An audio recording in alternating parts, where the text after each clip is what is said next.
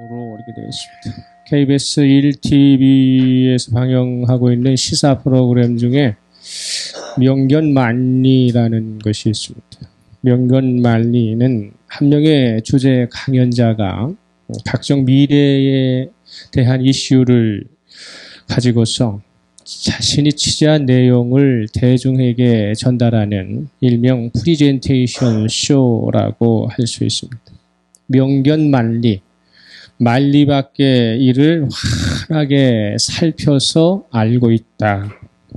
관찰력이나 판단력에 있어서 뛰어난 어떤 그런 것을 가지고서 앞날의 일을 정확하게 예견하고 내다본다는 그런 뜻입니다.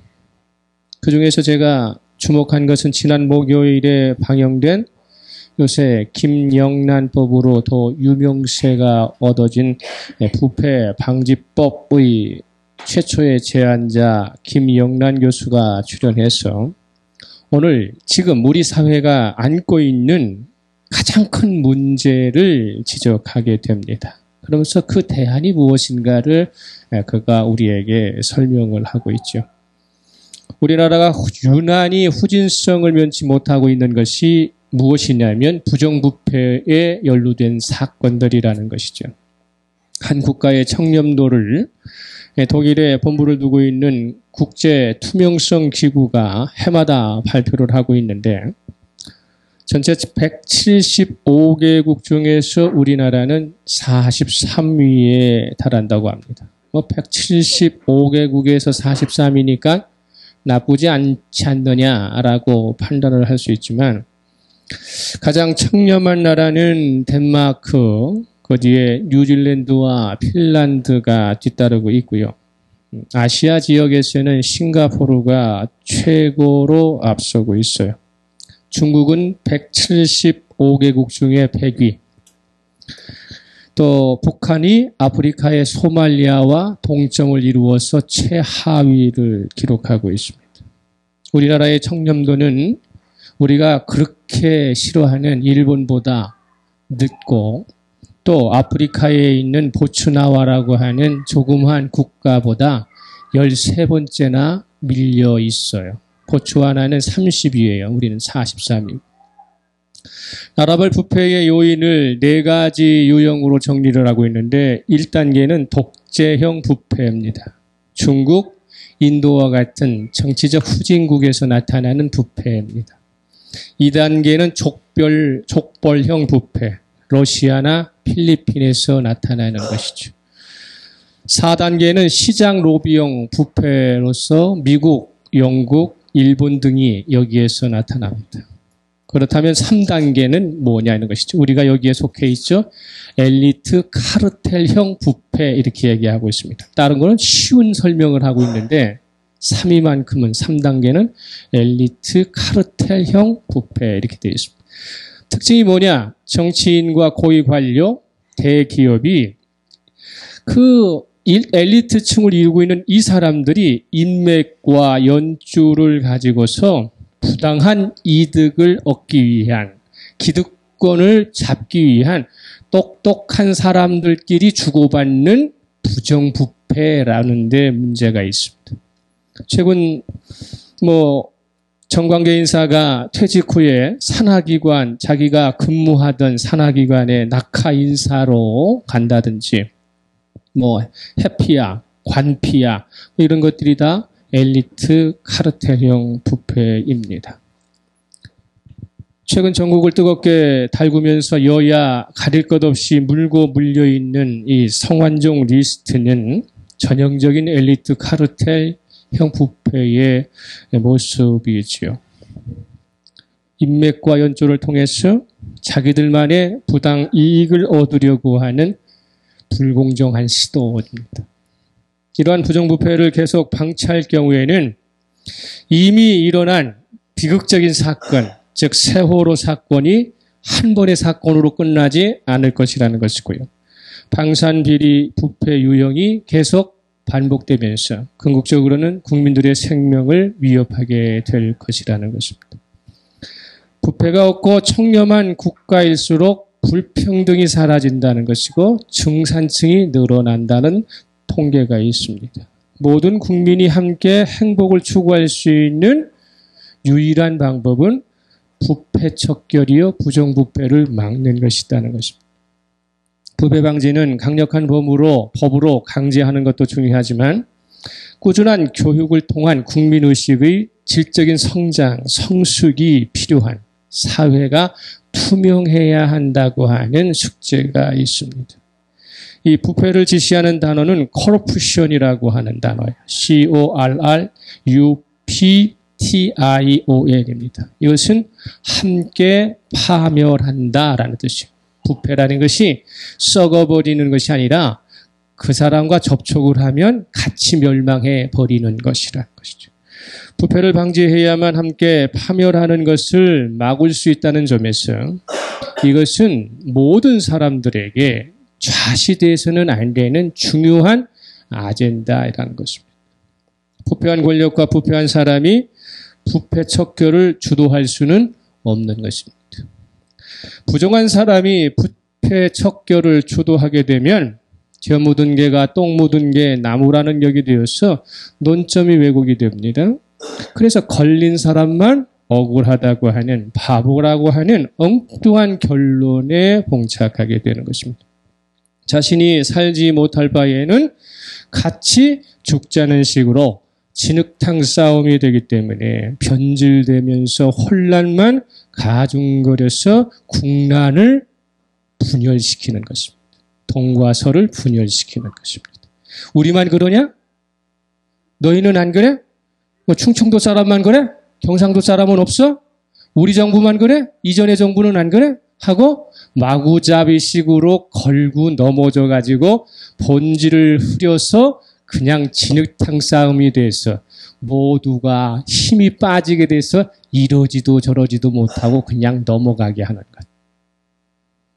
이럴 때 국민으로부터 존경받는 종교 지도자가 계시다면 마음의 중심을 잡고 허탈해진 국민의 마음을 좀 추스리고 토닥이면서 새로운 상생의 방법을 주문을 한다면 그러면 국가가 어느 정도 흔들리다가도 어떻게 평형을 유지할 수 있을 텐데 지금의 작금의 시결에 불행하게도 한국 교회뿐만 아니라 어떤 종교의 현실에서 그분의 귀를 기울일 만한 존경받는 지도자를 우리가 모시고 있지 못하다는 것입니다.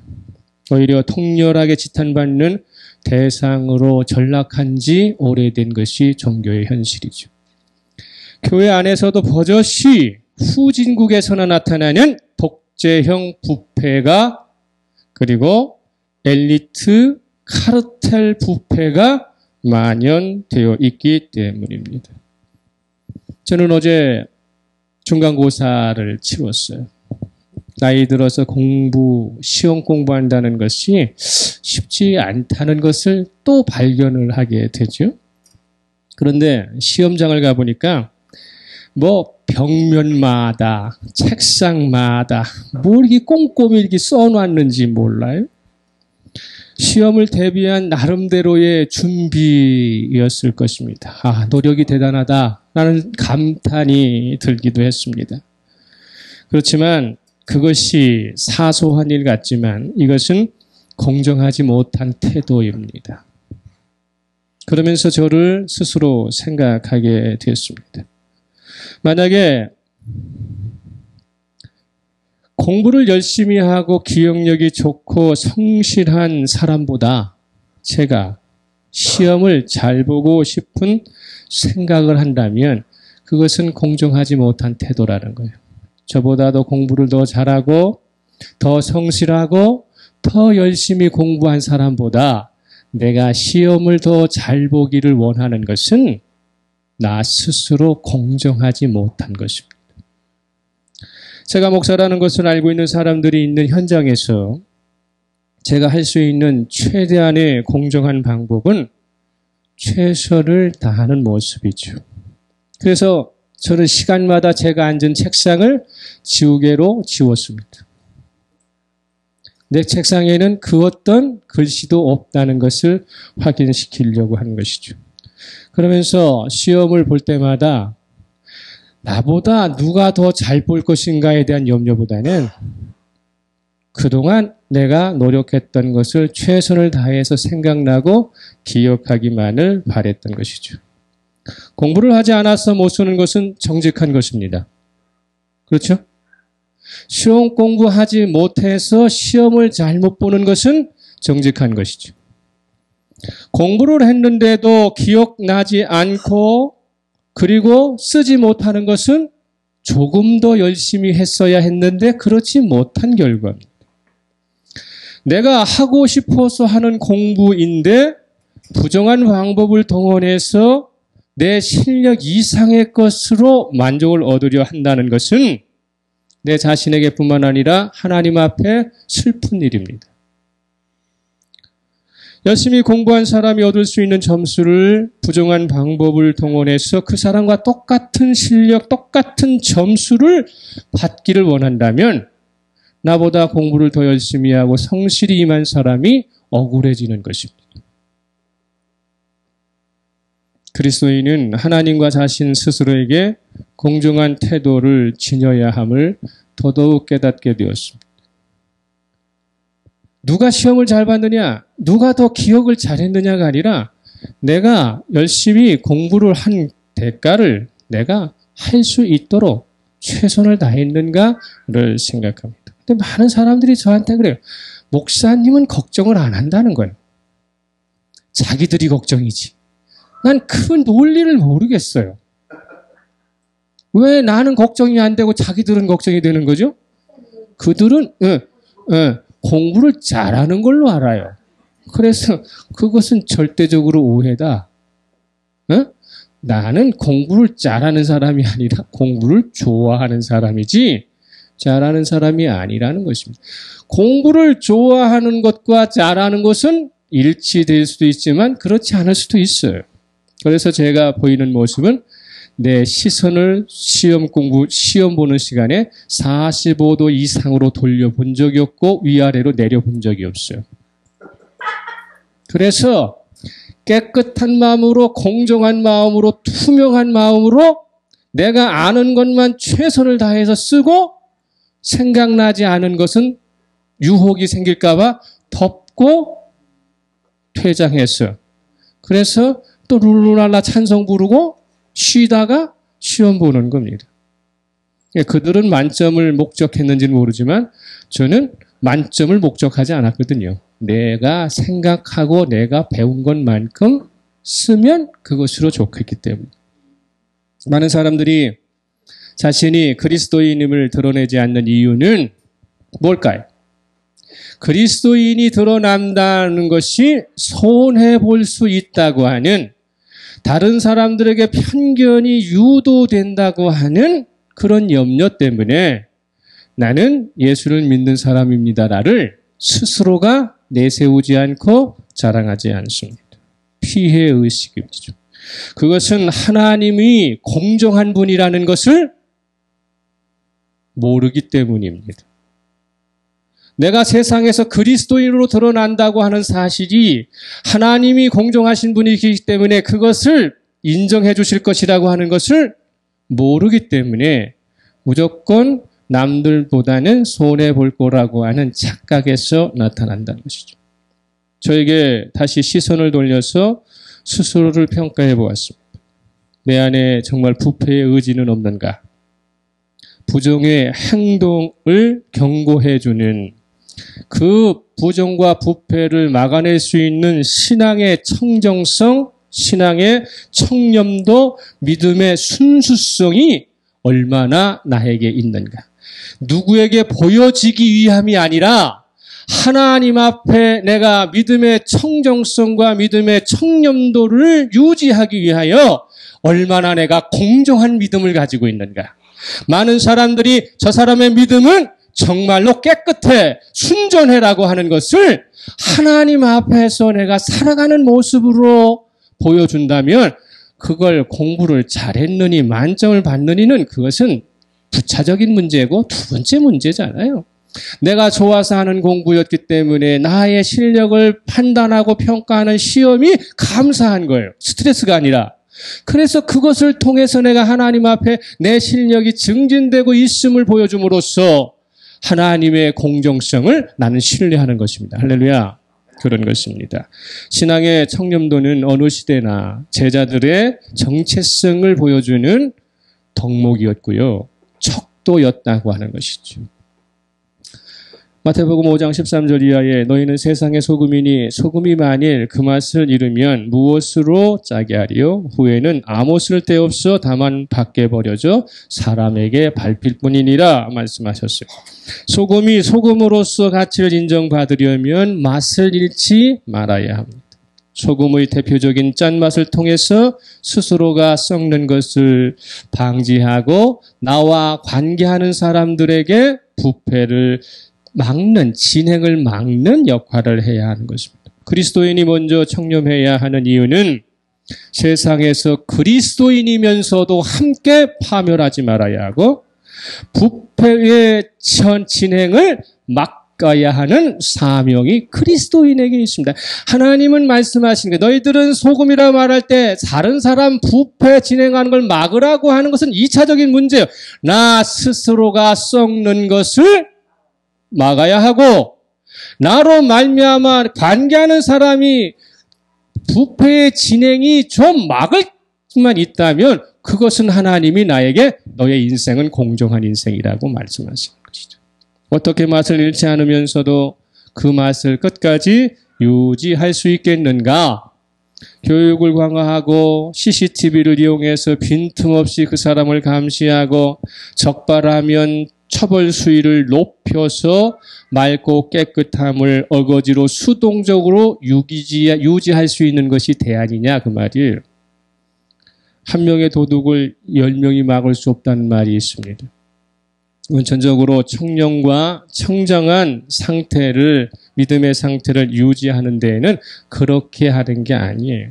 그리스도인에게 있어서의 믿음의 청렴성, 청정성은 따라하는 방법으로 자연스럽게 몸에 배는 것입니다. 누구를 따라해야 하느냐? 요한일서 3장 16절에서 그가 우리를 위하여 목숨을 버리셨으니 우리가 이로써 사랑을 알고 우리도 형제들을 위하여 목숨을 버리는 것이 마땅하니라. 그리스도 예수는 모든 것의 원천이 되시고 교사가 되십니다. 할렐루야. 하나님께서 베푸시고 정의해 주시는 사랑은 하나님의 입장에서만큼은 일방적인 희생임에는 틀림없습니다. 그렇다면 우리가 행하는 사랑에도 하나님께서 행하시듯 일방적인 희생만 요구되고 있느냐는 것이죠. 일방적으로 희생했다고 하는 것은 대가를 어디서도 되돌려받을 수 없는 상태, 그야말로 전적으로 손해만 조장하는 상황을 지시하는 것입니다. 그러면 우리의 믿음은 되돌려받을 수 없고 대가를 인정받을 수 없는 일방적인 희생을 요구하고 있느냐는 것이죠. 과연 하나님께서는 성도에게 일방적인 희생을 하라는 방법으로 우리의 믿음을 보장해 주시고 구원을 보장해 주시고 청렴을 강조하고 계시느냐는 것이죠. 아니요. 하나님의 속성 중에 대표적인 것이 하나가 뭐냐면 되돌려 주시는 것입니다. 되돌려 주시는 것. 그래서 마태복음 6장 4절에 내가 구제함을 은밀하게 하라. 은밀한 중에 보시는 너의 아버지께서 갚으시리라. 이 세상 그 어떤 사람이 네가 해야 한 선한 행위를 알아주지 못하고 인정해주지 않을지라도 네가 은밀하게 행한 것이라면 나도 은밀하게 너에게 갚아주시리라 말씀하셨고요. 마태복음 25장 40절에 내가 진실로 너희에게 이르노니 너희가 너희 내 형제 중에 지극히 작은 자 하나에게 한 것이 곧 내게 한 것이니라. 나와 전혀 상관없는 작은 사람에게 하나 베푼 것은 곧 나를 향한 것이다라는 말씀은 무슨 말씀이에요? 내가 너의 행위를 기억하고 갚아주시겠다고 하는 약속인 것이죠. 단적으로 예수께서 아버지이신 하나님의 말씀대로 순종을 했는데 그렇다면 예수님은 일방적으로 손해만 보셨느냐는 것입니다.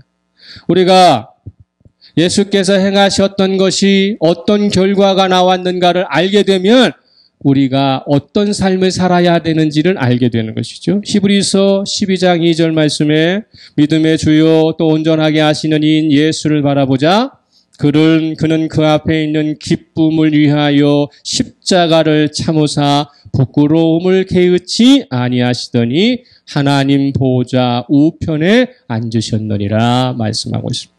이 말씀은 예수님께서 아버지의 뜻대로 자신이 순종하면 어떤 결과를 얻게 될 것인지에 대하여 충분히 예상하셨고, 그래서 하나님은 공정한 분이시기 때문에 주님이 순리대로 처분받으실 거라는 것을 아셨다는 뜻입니다.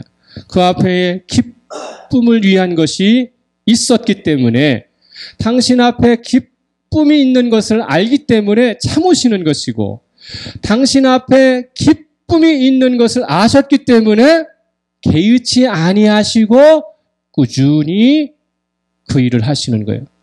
예수님의 마음속에는 무슨 생각을 갖고 있어요? 하나님은 공정하신 분이라는 사실이.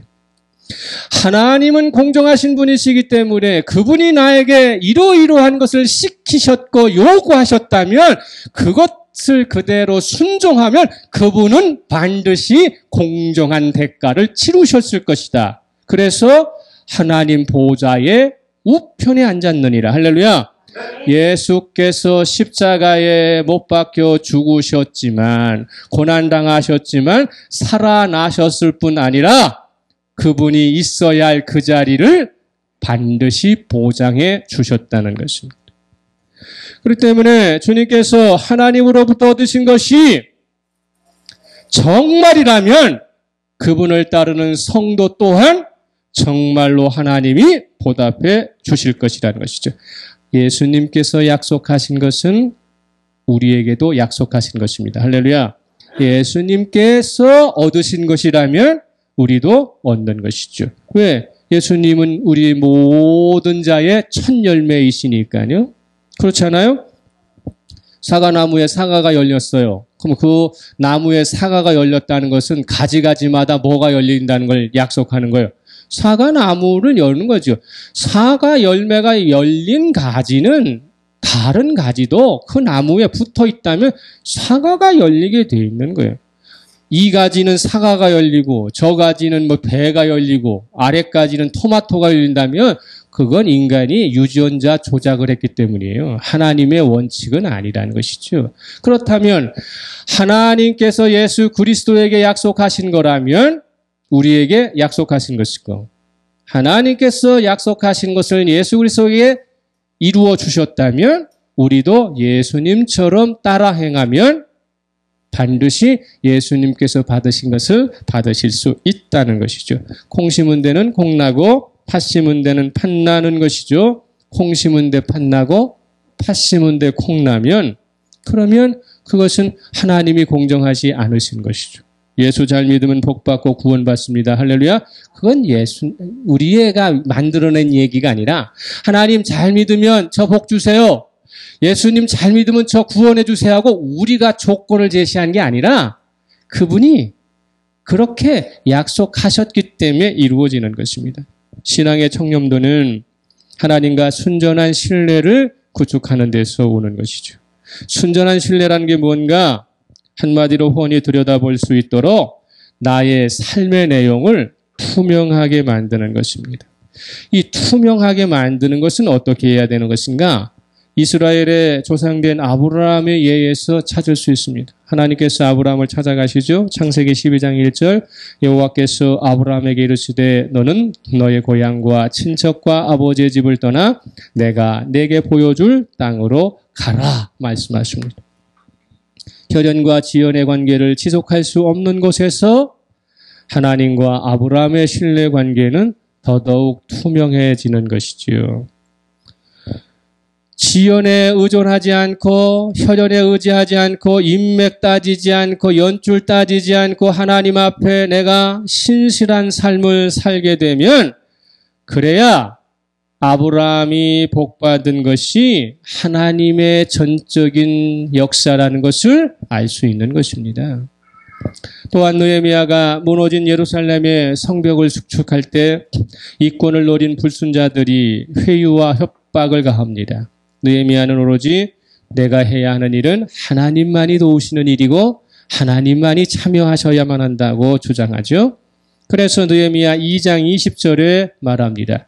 내가 그들에게 대답하여 이르되 하늘의 하나님이 우리를 형통하게 하시리니 그의 종들인 우리가 일어나 건축하려니와 오직 너희에게는 예루살렘에서 아무 기업도 없고 권리도 없고 기억되는 바도 없다 하였느니라. 하늘의 하나님이 우리를 형통케 하시는 것입니다. 나를 주변하고 있는 내 이 지연과 내 인연과 뭐 어떤 연줄과 어떠한 것들이 나를 나되게 만드는 게 아니에요. 그렇게 착각할 수 있죠. 인맥이 없으면, 지연이 없으면, 학연이 없으면, 뭐가 없으면 이 세상에서는 아무렇게도 성공할 수 없어 라고 생각하는 것은 내 생각이에요. 하나님은 그렇게 생각하지 않으세요. 오히려 지연이 없는, 혈연이 없는 아브라함에게 내가 지시할 땅으로 가면 나는 너에게 복 줄 거야. 그래서 그걸 뛰어넘으니까 복된 자가 된 것이죠. 느헤미야가 안전한 직업과 안전한 자리에서 벗어나서 위험이 도사리고 있는 예루살렘으로 향할 때에 오로지 하나님만이 자기를 형통케 하실 것이라고 하는 순전한 믿음, 하나님과 자신의 관계를 투명하게 만드는 것입니다. 말로는 하나님밖에 도와줄 리 없습니다. 당신밖에 나의 주가 아닙니다라고 말하면서 평일에는 인맥을 쫓아다니고 지연을 쫓아다니고 연줄에다가 뭐를 대고 아부를 하고 관계성을 맺고 그러면서 저녁에는 하나님밖에 나를 도와줄 리 없습니다라고 하는 것은 공정한 것이 아니라는 것이죠. 인맥과 지연에게 잘할 필요가 있습니다. 성실하게 대할 필요가 있습니다. 그러나 그들에게 도움을 필요로 해서 뭘 도와주고 뭘 하는 것은 공정한 처사가 아니에요. 예수 믿는 사람은 하나님만 의지하는 것입니다. 그리고 그들이 내가 공정한 믿음을 가지고 있다고 하는 투명한 믿음을 가지고 있다는 신앙의 청렴도를 가지고 있으면 자연스럽게 그들은 존경하게 되어 있는 것입니다. 우리가 주님을 따른다고 하면서도 믿음을 구체적으로 투명하게 공정하게 적용하지 못하고 있는 것은 이중성을 보이기 때문이죠. 성경이 약속하고 있는 결과에 대하여 지금으로서는 내가 확신할 수 없다는 것입니다. 세상에서 부정과 부패가 근절되지 않는 이유는 자신의 실력으로 공정성과 투명성을 확보할 수 없기 때문에 인맥과 연주를 동원해서라도 이권의 대열에 기득권의 대열에 서겠다고 하는 포함되겠다고 하는 꼼수와 반칙 행위를 서슴없이 자행하게 되는 것입니다. 자격 없는 사람이 은밀하고 어두운 장소에서 정당하지 못한 방법으로 권리를 사고 자격을 불법으로 얻는 것은 반드시 문제가 생기는 것이죠. 이전에 사용했던 예화에서 세상에는 공짜가 없다는 다른 버전이 있어요. 옛날에 어느 나라의 왕이 각 지역에 빼어난 학자들을 불러 모아서 융숭한 대접을 학자들에게 하면서 부탁을 합니다. 이 세상에서 가장 지혜로운 진리를 담은 책을 하나 편찬해 주시오. 그러니까 학자들이 수년에 걸쳐 수많은 자료들을 동원해 가지고 12권으로 이 세상의 지혜를 만들죠. 책을 만드는데 그걸 이 책을 받고 나서 왕이 매우 못마땅해 한 거예요. 뭐 이렇게 많냐는 거예요, 지혜가. 왜 진실이 왜 이렇게 많냐는 거예요. 최소한 줄이라고 하는 것입니다. 근데 학자들이 더 이상 줄일 수가 없는 거예요. 근데 계속적으로 어떻게 합니까? 왕이 그것을 줄이라고 하니까. 그래서 기분이 나쁘고 성화에 못 이겨가지고. 그래가지고 또 그동안 왕으로부터 호화로운 대접을 받고 재물을 많이 받았기 때문에 이거를 그냥 넘길 수 없어가지고 푸념 섞인 말로 그냥 한 줄 썼어요. 세상에는 공짜가 없는 법입니다. 그리고 왕한테 갖다 드리니까 그때 감탄을 하면서 가장 위대한 진리라고, 가장 지혜로운 것이라고, 그래서 흡족해 해서 받았다고 하는 것입니다. 하나님께서 우리에게 제공하신 모든 것은 무조건 갚을 필요 없는 공짜냐는 것입니다. 하나님이 우리에게 공짜로 주시는 것은요, 우리가 하나님 앞에 도저히 갚을 수 없기 때문에 공짜로 주시는 거예요. 갚을 수 있는 것이라면 공짜로 주시지 않으세요. 공짜로 주셨지만, 그러나 거기에는 책임이 따르고 조건이 붙는다는 것입니다. 한국교회의 잘못된 점이 뭐냐면 구원에 대한 공짜를 강조하면서 구원받은 자의 책임과 구원받은 사람의 삶의 조건에 대해서는 두리뭉실하게 넘어가는 것입니다. 받은 것은 공짜로 받는 것입니다. 그러나 받은 사람은 반드시 책임져야 하는 것입니다. 이게 매우 중요한 거예요. 그래서 공짜로 받기 싫으면 안 받으면 되는 것이죠. 근데 우리는 지금 잘못 생각하고 있습니다. 예수 믿으면 복 받는 줄 알고 예수 믿으면 구원 받는다는데 그것까지만이에요. 아, 이거 뭐 공짜니까 받으면 되는구나. 그런데 받은 사람은 반드시 책임이 따르고 삶의 조건이 제시되어 있다는 것입니다. 요한일서 3장 22절에 무엇이든지 구하는 바를 그에게서 받나니 이는 우리가 그의 계명을 지키고 그 앞에서 기뻐하시는 것을 행함이니라 말하소. 그분으로부터 구하는 것을 받으려면 그분이 제시한 뭐를 계명을 지켜야 하는 것이고, 우리가 하나님으로부터 요구한 것들을 다시 수용하려면 그분이 기뻐하시는 것을 행해야 한다는 것입니다. 그렇기 때문에 우리가 계명을 지키는 것이나 하나님께서 기뻐하시는 것을 행하는 것은 동전의 양면처럼 쫓아다니는 것이죠. 믿는 것과 사랑하는 것은 동일한 것입니다. 믿는 것은 있고 사랑은 따로 있는 게 아니에요. 내가 하나님을 믿는 것은 곧 누구도 내가 받아들일 수 없는 사람도 수용하고 사랑하는 것이고 용서하는 것입니다. 내가 사랑하지 못한다면, 수용하지 못한다면 그러면 하나님을 믿는 것이 아닙니다. 하나님을 믿는 자는 사랑하고 용서할 수 있도록 계속적으로 책임을 져야 하는 것이죠. 그런데 내가 하느냐? 하나님을 믿는 사람에게는 성령의 역사가 반드시 나타나게 돼 있어요. 그래서 그분이 어떻게 합니까? 믿음의 행위를 공정한 방법으로 실천하고 믿음의 투명성을 확보하려고 하면 예수 그리스도께서 보내주셨던 보혜사 능력의 성령께서 그 사람을 그렇게 만들어주는 것입니다. 왜? 예수를 따라하면 예수처럼 되도록 되어 있기 때문에. 그래서 믿음의 주를 바라보라는 것이고 표대를 향하라는 것입니다.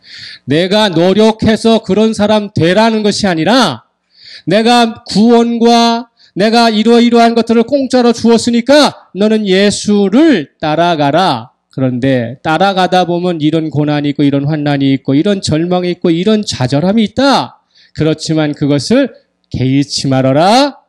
참아내라. 그러면 하나님께서는 예수께 해주신 것대로 우리에게 주실 것이라는 것이죠. 이게 공정한 믿음이에요. 하나님을 믿는 공정한 믿음. 마지막으로 18절에 자녀들아 우리가 말과 혀로만 사랑하지 말고 행함과 진실함으로 하자 이렇게 됐어요. 말과 혀가 공정해야 한다는 것입니다. 투명해야 한다는 것입니다. 그래야 행함이 따라오고 진실함이 연결되는 것입니다. 제가 아까 말씀드렸던 것처럼 제가 신앙생활을 하면서 내 믿음이 조금 성숙했구나 라는 것을 발견한 게 어디냐면 시험의 현장에서 저보다 연세가 많으신 분들이 그 답을 쓰려고 콜머리를 썼고 막 어떻게 하면 하나라도 맞히려고 열심히 노력하는 것에 대하여 내가 국률함이 생기더라고요. 국률함이. 그리고 막 컨닝하려고 하고 막 이런 사람들에 대하여 내 안에 막 분노가 생기는 게 아니라 안타까움이 생기고, 어? 네가 거기다 쓴 것이 정답이었으면 좋겠다. 막 컨닝 막 만들어놨는데 시험에는 안 나오는 거 많잖아요. 어? 책상에다 나올 거라고 생각하고 막 써놨는데 정작 문제는 엉뚱한 게 나올 때가 많잖아요. 그 내가 기도해 줬어요. 네가 지금 쓰고 있는 그것이 정말로 답에 필요한 것만 써서 그랬으면 좋겠다. 분노가 안 일어나는. 응? 왜? 내가 공부를 잘해서? 아니요. 나는 만점을 목표로 한 것이 아니라 내 실력과 최선을 다했기 때문이죠. 그래서 점수에 대해서는 내가 염려하지 않는 것이죠. 왜? 하나님은 공정하시다는 걸 알기 때문이고, 내가 실력이 없다는 걸 알면서 왜 그걸 갖고 막 욕심을 내고 막 그럴 필요가 뭐가 있어요? 그런 것이죠. 이게 우리가 내 안에 부패의 의지를 내리고 부정의 행동을 줄이는 이유는요, 그분이 계시기 때문이에요. 내가 부족한 걸 아시고 계시고, 그분이. 내가 노력한다면 주님께서 더하여 주실 거라는 걸 알기 때문에 내가 하나님 앞에 공정해지는 것이죠. 막 한때 제가 믿음이 없을 때는, 예? 막 뭐 큰 교회 목회자들이라든지 어느 교회 목회자들 설교 들으면 저것도 설교라고 하면서도 저런 교회 담임 목사가 되나? 막 그런 생각을 했어요. 막 불쾌했어요. 근데 가만히 생각해 보니까 내가 설교를 리마인드하고 보니까 내 설교는 또 형편없더라고. 지주제는 모르면서 남 것만 자꾸 하는 게 되는 것이죠. 더 중요한 건 뭐예요? 내가 공정하게 실력을 쌓고 있는가? 노력하고 있는가? 하나님을 정말로 공정하게 믿고 있는가? 내가 세상 속에서 다른 사람들이 목사님이라고 이야기할 때 그들이 생각하는 목사의 기준에 내가 합당한 삶을 살고 있는가를 염려해야지. 당신이 나를 왜 목사 취급받지 않고 대접하지 않느냐? 그건 아니라는 것이죠. 설사 그들이 그런 취급하지 않아도 하나님이 내 믿음이 공정하고 투명하다고 믿는다면 언젠가는 저에게 보답해 주실 것이고 갚아 주실 것입니다. 작은 것일지라도 하나님 앞에서 믿음의 공정성, 투명성을 잃지 마시기를 그리스도로 축복합니다. 하나님을 믿기 때문에 부패하려고 하는 의지, 부정행위를 하려고 하는 행동을 억제할 수 있어야 합니다. 그분은 나와 함께 하시고 능력 주시는 자 안에서 내가 모든 것을 할 수 있다라고 약속해 주셨다면 그럼 내가 그분 믿고 최선을 다하는 거예요. 현재 최선을 다하는 것이고 내가 맡겨진 것에 최선을 다하는 것입니다. 그러면 조금씩 나의 삶은 세상의 권성 넘어갑니다. 여전히 하나님이 나를 신뢰하시기만 한다면 나는 희망이 있다는 것입니다. 그것이 공정하신 하나님의 여호와 여러분은 여전히 하나님이 여러분을 사랑하십니다. 할렐루야. 여전히 여러분을 믿고 계십니다. 그래서 행함과 진실함에서 주와 동행해서 끝끝내 모든 사람들의 존경을 받고 승리의 삶을 사시는 저와 여러분 되시기를 예수 그리스도 이름으로 축복합니다. 이제 침묵합니다.